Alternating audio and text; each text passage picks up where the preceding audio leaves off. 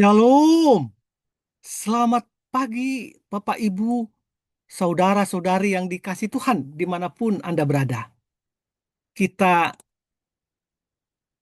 bersatu di dalam doa kepada Tuhan. Bapa yang bertata dalam kerajaan surga, selamat pagi Tuhan.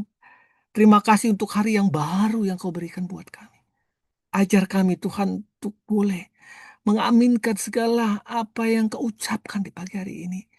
Agar karakter kami boleh berubah Tuhan, semakin serupa dengan Tuhan. Dalam nama Tuhan Yesus. Amin.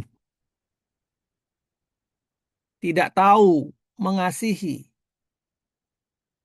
2 Timotius 3 ayat 1-5. Ketahuilah bahwa pada hari-hari terakhir akan datang masa yang sukar. Manusia akan mencintai dirinya sendiri dan menjadi hamba uang. Mereka akan membual dan menyombongkan diri. Mereka akan menjadi pemfitnah. Mereka akan berontak terhadap orang tua dan tidak tahu berterima kasih.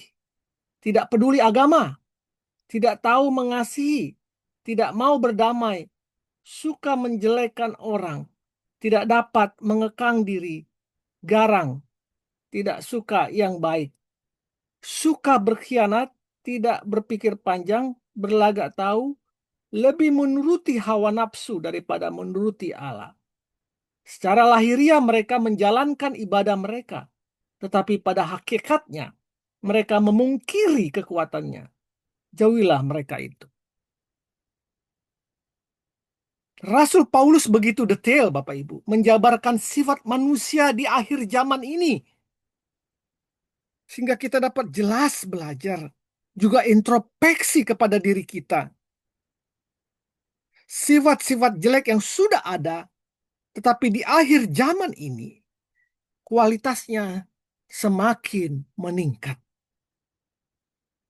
Pertama, tidak berpikir panjang.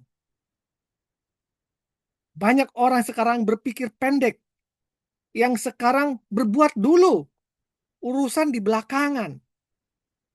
Bila memang nanti ternyata urusan tersebut berbuntut panjang, maka segala jalan akan ditempuh guna meloloskan diri.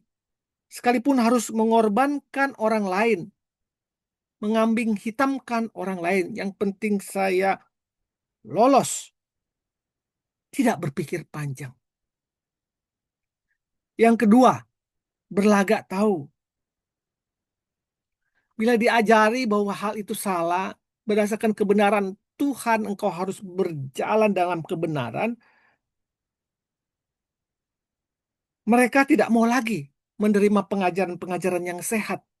Karena melihat di dunia ini banyak orang melakukan hal-hal yang tanda kutip dosa sudah tidak dianggap dosa.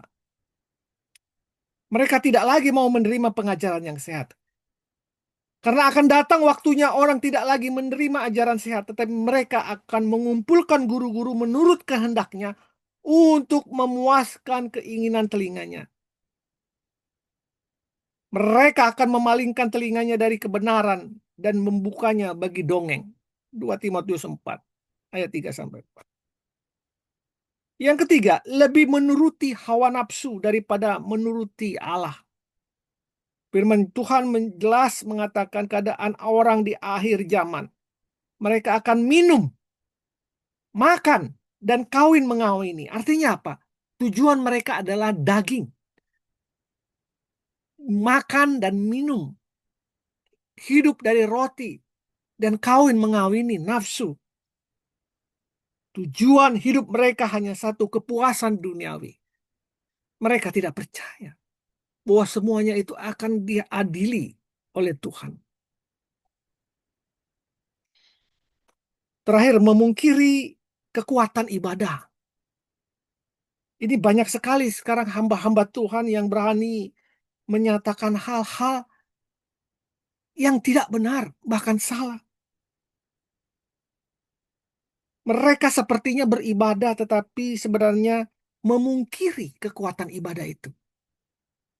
Ibadah mereka buat atau jalankan secara ritual yang mereka ciptakan untuk keuntungan pribadi mereka, untuk ketenaran mereka. Mereka tidak percaya kepada pimpinan Roh Kudus. Mereka tidak percaya pada kuasa Allah. Mereka membingungkan jemaat dengan ajaran dan doktrin-doktrin yang salah.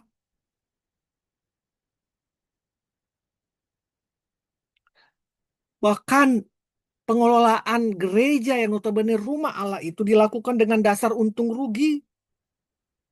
Secara pecat sana, pecat sini, kalau tidak sesuai dengan kehendak mereka atau mayoritas, dikucilkan dan lain sebagainya. Allah tidak dilibatkan. Bapak, Ibu, saudara-saudari yang dikasih Tuhan, kita ada di dalam zona mana? Saya tidak tahu, tapi pada pagi hari ini firman Tuhan datang kepada kita, mengetuk hati kita untuk kita berbalik dari hal-hal yang jahat, hawa nafsu, keinginan daging, dan merasa bahwa kekuatan firman itu tidak ada. Hari ini, mari kita tingkatkan kedewasaan karakter kita. Kita tingkatkan kekudusan kita. Dan kita tingkatkan pengiringan kita kepada Yesus. Bapak Ibu, persekutuan kita dengan Allah begitu indah. Jika kita mau melakukannya dengan cara yang sungguh-sungguh kepadanya. Dengan cara-cara menyerahkan roh kita kepada Tuhan. Bukan dengan cara kita sendiri. Mari kita berdoa. Tuhan Yesus, memang seringkali kami terjebak dalam godaan dunia dan dalam ritual-ritual agamawi yang pada hakikatnya mengingkari kuasa-Mu yang begitu dahsyat itu. Tuhan, aku berdoa untuk kami semua yang ada sini. Jemaat-Mu, kiranya Engkau memperdengarkan suara-Mu dengan begitu keras kepada mereka. Agar nyata, Bapa, bahwa Engkau adalah Allah dan Tuhan kami. Beri kami kekuatan, Tuhan, untuk mengalahkan keinginan-keinginan daging dengan buah roh itu. Demi nama-Mu, nama dari segala nama, Yesus Kristus, Allah Bapa dan Roh Kudus, aku berdoa. Amin.